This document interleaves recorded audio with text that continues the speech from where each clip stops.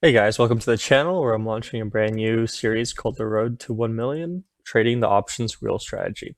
This series is going to be weekly recaps of my Fidelity portfolio account, trading only the options wheel strategy, and this is episode 1 going over this past week, ending on 8/29, the Friday. So what is the options wheel strategy?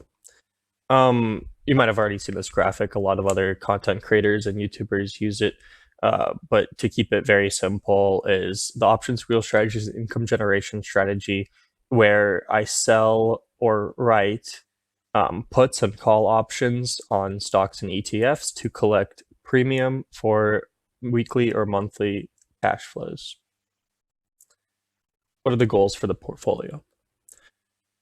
I currently work a 9 to 5 job, and eventually I would like to live off the options wheel. And eventually, the income that I get from this strategy is going to pay for all my bills and cover all my living expenses while simultaneously growing the account balance. The second goal is consistent income generation. With active management, I target a 1% or more return per month off my strategy. This is 12% annualized, which I also aim to outperform the S&P 500, which is my chosen benchmark for this portfolio. And we'll see later in the slideshow how I'm doing so far. Then, of course, like the title suggests, have a 1 million account value. Some rules. So with my portfolio account, selling a put option must yield at least 1% monthly return. This is based on the collateral that is put up to write the put option contract. And I always calculate before every single one of my trades that at least is 1%, or else it's not really worth it for the amount of money that you have to put up. Have at least 20K in cash to take advantage of market dips. I've been in the past, I've been on the sidelines with no cash during market dips, and all my positions have been assigned. And I think, considering my portfolio size, 20,000 is a good amount to have in cash to take advantage of the market dips. Selling options time frame is within 0 to 45 days till expiration. 0 to 45 is really 30 to 45 is when theta really kicks up, and that's when you get daily premiums for the options expiring, time value decay. But I do also sell weeklies and very rarely 0 days till expiry if I want to get a sign on a stock. Close positions at 50% plus profit. Again, this is depending on the time frame, right? Because let's say I have a put contract open on Starbucks, and Starbucks, the contract is at 60% profit, but there's only 1 week left till expiry, and I open it 30 days, right? That doesn't really make sense to take it since there's 40% of profit waiting in just 1 week. So then I won't close it out. But if it's, you know, 50% profit day 2 and there's still 28 days left on the contract, then I'm going to close it out and realize the gain. Beginning of every month, deposit additional funds into the trading account if financially feasible. So again, I do work a 9 to 5 salary job, and I try to save as much money as I can to deposit into the brokerage and continue building up the account balance. And I also just wanted to mention that this content is not financial advice. Please consult a licensed financial professional before making investment decisions. This is for entertainment purposes only. Don't sue me. All right. Weekly portfolio update. So I'm very happy to have hit $250,000 this last week. But this is the all-time time frame for my portfolio account, and you might ask, wait, but this is episode 1 of the account. How are you already at $250,000? And that is because I had a 10K account balance once, but I just did not think that it would make for very entertaining content, or that people would really want to watch with that balance, especially with the position sizing. Trading the wheel, you need a large amount of capital for quality companies, because one contract is 100 shares of stock that you need to put collateral up for. And I don't utilize margin in this account currently, nor do I have plans to. So this is episode 1 from here. And as you can see, Friday was a red day, negative $385. But overall for the week, we were green. And just some stats on the portfolio. Year to date, I'm up $25,000, which is just above 10%. And this last week, I'm up $769. Over this last week, heading into the long 3-day weekend here in the States, I collected and closed out 3 positions. One of those was CoreWeave. It's an AI data center play that I received, closed out for, and profited $300 minus commission, which was like 66 cents to buy and sell. JP Morgan, $67, and Intel, $20. CoreWeave and JP Morgan were both put option contracts, and Intel was a call that I sold at 50% profit, like my rules suggested.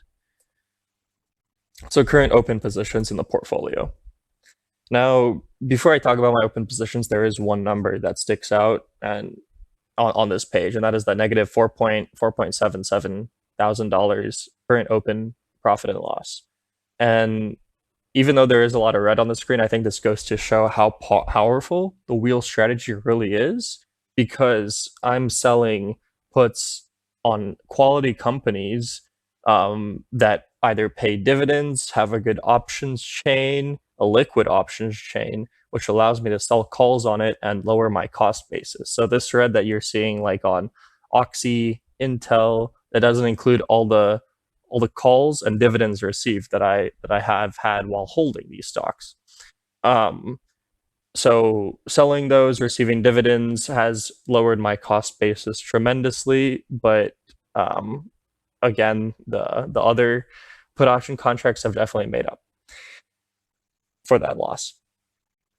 And cash available, right now I'm sitting about 60K cash available, which with my trading rules, 40K can be deployed unless the market has a crash. And just going into some positions here, I think it's best to start with the ones that I'm holding right now that I got assigned on. So this means that when I sold the put option, when it expired, I received the premium for the put option contract that was sold, but the price was lower than what I had sold it at. So the strike was lower than what I had sold it at. So I had to buy 100 shares of these companies. So these companies include Occidental Petroleum, which pays a dividend and has a pretty decent options chain. And as you can see, I'm actually have a call option, which is not on the screen. No, it is right above it. I'm just blind. Okay. Occidental Petroleum, I do have a call option that's in the money right now. So I think I might roll for a credit or sell my 100 shares come September 12th, depending on where the price is. Right now it's about $47.60, and I sold a 47 call about 2-3 weeks ago. So TBD on that, but we'll see what I end up doing depending on what the price is closer to that date. Then I have TLT, which is the bond ETF, which pays a monthly dividend, which I think I recently calculated, and I could show you later on a spreadsheet in a different video. But this has actually been an over 10% play with the monthly dividends collected and monthly calls that I sell. As you can see at the very top left of the screen, I'm selling two $90 call contracts for September 19th, and I'm about 57%. So this TLT, I'm pretty happy with, even though it's a red number. I think it will show some price appreciation with some rate cuts, hopefully here in September and later in 2026. Another company that I like is Nucor Steel. Steel has been a very cyclical commodity, but Nucor is the number 1 steel company in the US, and this position was, I think, negative 5K at one point. So happy to see that it's recovering, and I'm continuing to sell covered calls on it. As you can see, I'm right about at the money. I'm selling $155 covered call for September 12th on Nucor. So if that does reach 155 or around, I'm definitely gonna roll that out for a credit because I think steel has been rebounding as an industry, especially with this new administration, and I see some positive tailwinds behind it. JIPQ, this is JP Morgan's premium dividend ETF. That also pays a monthly dividend, and as you can see, has also shown a really nice price appreciation. I'm up about 7.5% on my position of 5.5K. Intel, I did buy in the 30s. I went through a couple of rough earnings on them where the stock tanked. This last week, there's been a lot of news about the US government taking a stake in Intel, but had a few jumps up to around $27. And I did sell a covered call on Friday when the stock dipped down at $24, as you saw in a previous slide. But I'm waiting for another one of those jump ups to sell a covered call because I like selling calls on really green days and puts on very red days where the premium is juicier. Then I have Peabody Energy on the top right, which is a coal mining company, and it has also had really juicy premiums. I'm waiting for a nice green day to also sell 2 covered calls on it. And then just going into positions that I've sold, contract put options that I have opened in these last month or so. As you can see, again, some quality companies and some boring companies too. I mean, Waste Management, Root Insurance, Palantir, of course. Really juicy premiums there, but I'm playing a safe delta. I mean, Palantir's price is what in the 160s, 150s, and I sold a 140 put. Starbucks, which I'm just about 50% of the way there. September 19th is got a few more weeks, so I might close that out this week, depending on the price. Sprouts Farmers Market, which I've been playing for these last months. I set out earnings. I think I should add that to my trading. I try not to have a call option or put option open during earnings just because of the volatility. I know there's a juicy premium and it's tempting, but in my experience, I just prefer sitting those out.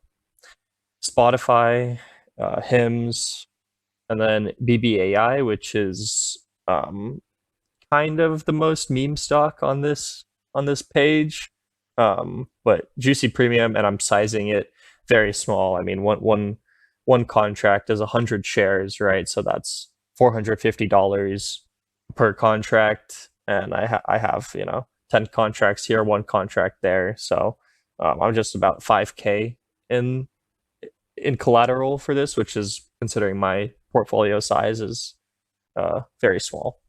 And then one I opened up on Friday, which is Webull Bull, $12 puts. Again, juicy premiums, not a lot of stock history since they IPO'd earlier this year, but I think that they're gonna do very well considering their user base and just the overall hype with brokerages. I mean, look at Robinhood stock. I have traded them in the past, but at the current valuations, it's just so hard to justify writing a put on them. But Webull has been dipping these last couple weeks, but still in a positive overall trend. So I opened up a very small position of $2,400 in collateral on Friday. And then for performance, as you can see, my total year to date is just above 10%, lagging the S&P, which is at 10.79%, and lagging the Dow Jones by 50 bips, which my goal is to outperform these indexes, and I'm almost right in line with them, but we'll see in this next month or two if I can.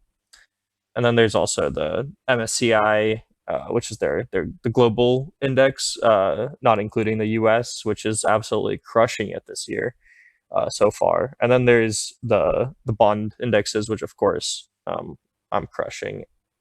They're at 5% and 0.32, while I'm at over 10%. So that's it for the update today. again, very happy to be just above 25% of the way there. I appreciate everyone tuning in. This was my first video in the series, so I think it'll only get better from here. If you have any suggestions on format or what I can improve, please write in the comments below. But I hope everyone has the rest of your long weekend if you're here in the States.